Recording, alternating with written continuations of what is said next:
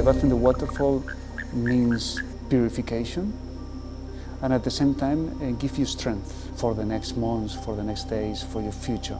It's a very important and difficult exercise because you have to keep the tobacco inside of your body. This is the fuel for your dreams. We have very shocking, deep and meaningful dreams. Sometimes we can transcend the space and the time. This is why the old sorcerers in the jungle may see the future through the tobacco in the waterfall. Can give you the power to maybe start or push forward those things that you must have done even before. The visions and the messages, the whispers that we receive from the Spirit through the chant of the waterfall when we drink tobacco, they are messages. They are real and they are truthful.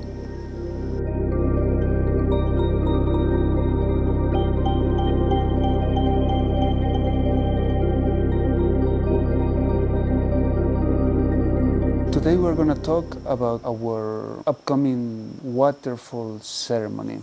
The name in Shuar, the proper name in Shuar is Tuna Karamamu. It means drinking tobacco in the waterfall. So in this ritual there are two important points. One aspect is the waterfall, the bath in the waterfall.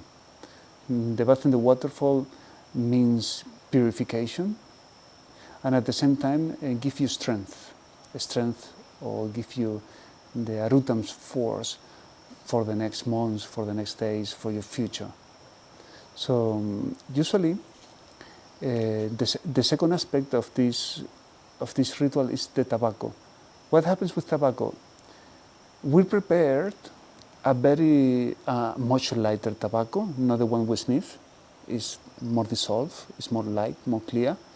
So this tobacco is drink in a good portion, approximately a half liter or more, 1 liter.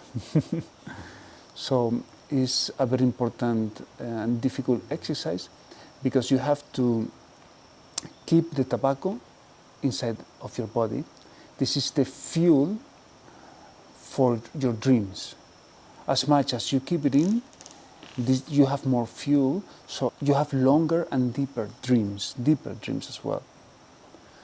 So, especially in the beginning, it's a very hard task. Try to keep the tobacco in the stomach for so many hours and then remain in your stomach and only be consumed during your dreamings. But this is the method. It requires in the beginning certain level of practice, but a certain level of training, but with the time it's very easy. For me it's quite easy, but it took me years to master the technique, to keep the tobacco and use it as a fuel for dreaming. After the tobacco, dreaming, we have very shocking, deep and meaningful dreams. Sometimes we can transcend the space and the time. I mean, we can be in different parts of the world in one moment, even seeing what is going on in that very moment. So with the tobacco and the depth that you reach through the dreaming, you can transcend the space and the time. What means transcend the time? You can see your past clear as the leaves I'm seeing now, or the toucans flying. And at the same time, you can see the future. Or well, not at the same time, usually it's different dreams. Future is one of the deepest layers of the dreaming. I mean, you start dreaming a certain depth, but still there are much deeper levels of dreaming. As far as you go, you get more distant from this present. So, and you can reach even the future. This is why the old sorcerers in the jungle may see the future through the tobacco in the waterfall, through the dreams.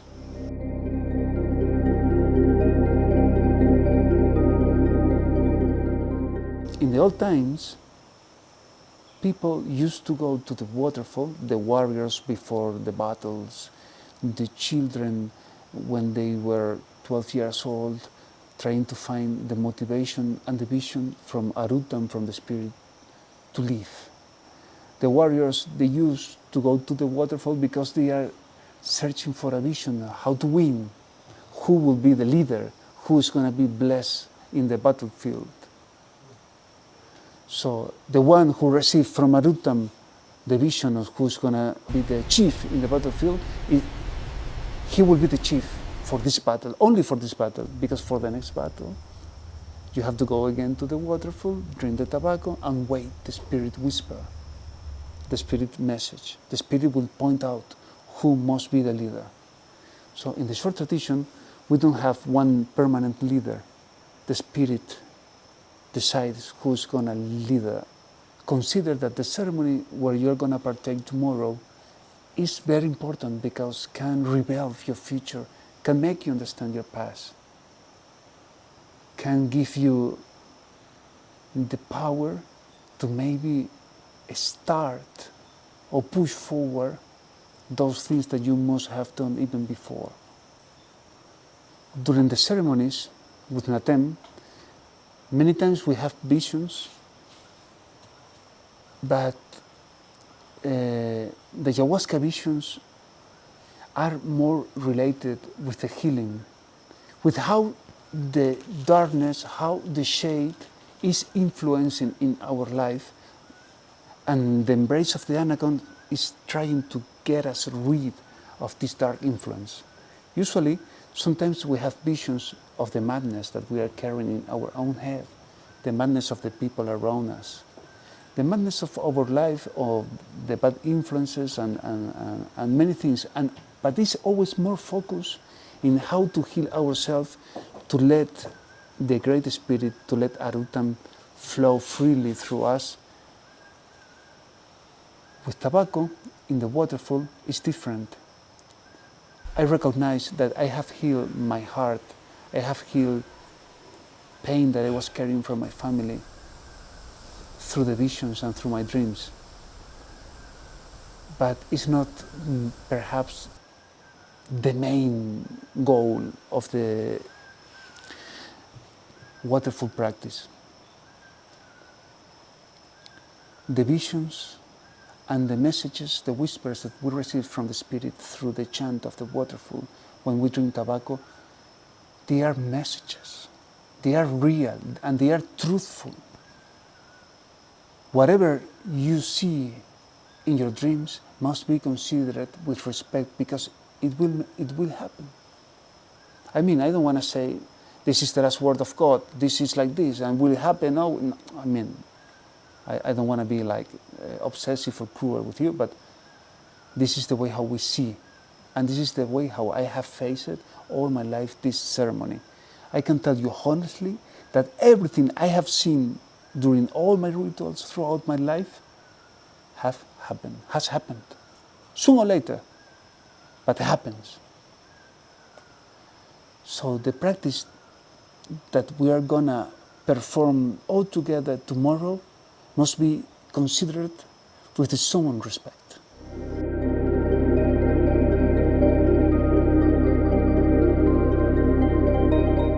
So when we reach the waterfall, we take a bath because we need to purify ourselves for the ceremony, okay? And be very careful because, you know, the path towards the waterfall, I mean, especially when we reach the place and we have to climb up the rocks, we have to go into the river and climb the rocks, it's dangerous. It's dangerous. It's one of the main reasons why you're bringing an insurance, health insurance.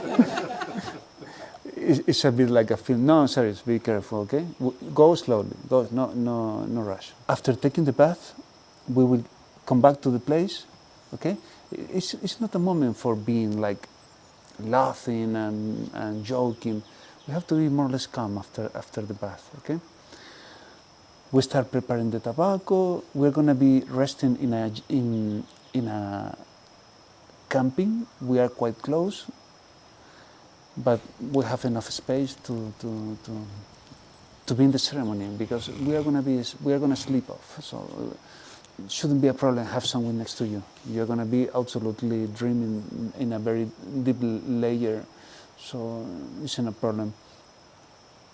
But try to come with a good pillow, with a mattress, with something for the cold, with a good blanket, because it's cold, the neck suffers because we are going to be many hours in the same position. And we have to be comfortable, because if we are moving and feeling uncomfortable, I can't sleep, and you're bothering the dreams of your partner next to you. So we have to try to create the best conditions for this practice. Honestly, for me, it's also a bit difficult to sleep, because you are activated. The tobacco in the beginning activates you more and then relaxes, but it's a bit difficult, but you have to get it, okay? If you have the bad luck that you can't keep the medicine in your stomach and you throw up, you will need to drink more. But please, don't come to me, and don't come to Nunqui, and don't come to anyone and wake this person up. This is very bad. I mean, it's bad for you, it's bad for the person, it's bad for your future, and whatever. Don't wake up anyone, okay? We're going to leave the jug with the tobacco. You go, you take the bowl, you put the tobacco, and you drink it. If something happens, there comes a tiger or whatever, you can wake me up. But even if a tiger comes, maybe it doesn't want to do anything, just it's curiosity. Because there's a saying in the jungle that when the people, they are in the waterfall ceremony, the animals comes to join us. The beast comes to give us power, share their presence. Arutam comes through them to us. So even if we see a tiger, it's not like taking the rifle and shoot. You see, we have to wait. Let's see what happens. We can point for just in case, but don't shoot.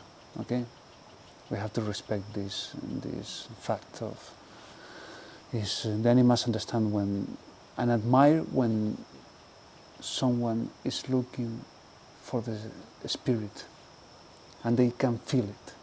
Okay. So for this practice, we're gonna wake up tomorrow, and we're gonna have one breakfast, a good breakfast. Okay, about 9, 10, more or less, and that's all. Nothing else. Okay, because we need to be empty to keep the tobacco within. We need to be empty and pure to receive the presence of Arutam as well, and the blessings of the waterfall. So yeah, that's all.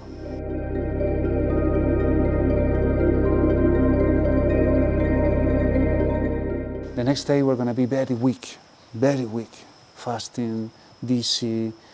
When we come back, and this is very important, when we are again back in the house the next day about 9:30, about 10, something like this, we leave all our stuff in our bed. Don't go to your rooms, don't try to take a bath, don't go to the river, and don't try to eat anything. Everything is under control most of the time. So we leave our stuff in the hair, and we go to the cooking medicine place in the house, and we're going to start smashing with a hammer the vines for the Natemamu drink, okay? Straight away. We come from the waterfall, we leave the things, and we start smashing. That's what we have to do. No mirrors, no desodorants, no makeup, no, nothing. Yes, you, and the Natem. So yeah, we start working with the knife. I'm going to teach you the song for the Natemamu preparation, for the Natem cooking. And while you are cooking, maybe some ladies will come with some drink. Maybe not. Who knows? As much as you fast, better will be your Natemamu. But if a lady comes up with a drink, maybe chukula, this is a kind of sweet plantain with water, smashed, cooked, warm. If this happens, you can drink. Of course, you can drink and continue working. But maybe it doesn't happen. So but you continue working. No, okay, you can drink and then continue working. When we stop and the pots are on the fire, we have to take care of the day of the 2-3 pots, take care of the fire. The drum is going to be all the day being played. So it's very important, we have to change. One is playing the drum, another is playing the drum, another is playing the drum, so we have to change. At midday, about 12, 12:30, you will receive the traditional fermented drink of the jungle, chicha. This is Alice.